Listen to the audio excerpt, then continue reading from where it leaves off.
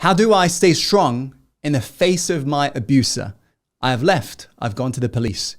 He continues to harass me and threaten me. Well, firstly, Tanya, I appreciate your courage in wanting to open up and share this with us. What we got to do is remind ourselves, this is so important, because is anyone else tuned in who's unfortunately ever dealt with a toxic person, gaslighters, narcissist, whatever it may be? When you are dealing with these difficult people, toxic people, people who are very good at manipulation, you got to remind yourself this. You are dealing with experts, right? Experts of their field, meaning they do not think like you. That's important for you to acknowledge. Difficult people get a sense of pleasure from putting someone down. Think about this. Because if they were truly, truly feeling wonderful inside and getting pleasure from building you up, they'll be calling you wonderful all the time, not terrible. So when you're dealing with somebody who's difficult, they have got this one habit all in common. This being, they know your triggers better than you. You ever noticed how difficult people are so good at triggering you all the time? Yes, they know every one of your hot buttons and there's that combination to be pressed. So no matter how calm and zen you're trying to be, eventually they get the better of you. Yes or no, by the way. This also means this awareness can lead to your healing and liberation.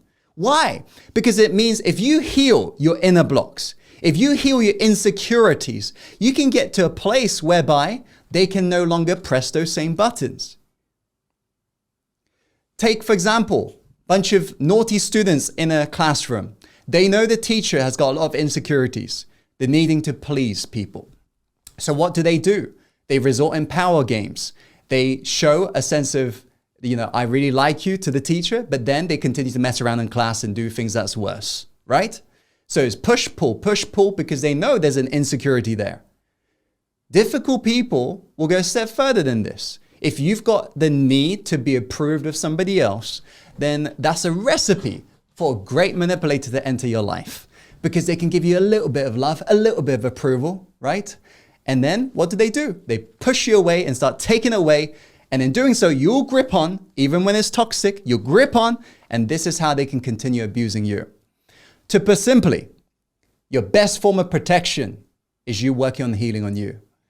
And during week 2 of LMA especially, there's a lot of healing that's going on, which you want to pay close attention to. So here's just a little bit of a golden nugget, let's say. If you want to get a step closer to liberation, remind yourself, anytime you feel offended and you feel hurt, the person to look at is not really that person if you want to be free. The person to look at is actually within yourself. Ask me why. Well, it's kind of like this. If somebody came up to you and imagine you don't have green hair. If somebody says you've got green hair, would you be livid? Would you be angry? Would you be triggered? Probably not. Why? Because you know you don't have green hair. Yes or no, by the way. But I want you to now imagine somebody else comes up to you and says, hey, you are a horrible human being. Now, is there a slight chance somebody might feel triggered from that statement being said at them like this? You bet. But why is that? Think about that. Just pause for a moment. In the first case scenario, you wasn't triggered because you're saying, Tim, I don't have green hair. Okay, so why are you triggered when somebody's saying you're a horrible human being? The actual truth is that you had a doubt within you long before that other person opened their mouth.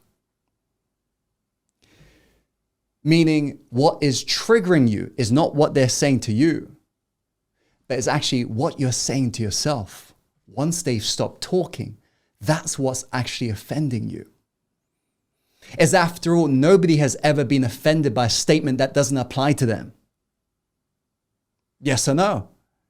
So that means every time we are finding ourselves to be triggered, a great chance is in that moment to look within and ask yourself, what are my wounds? Where do I need to heal myself next?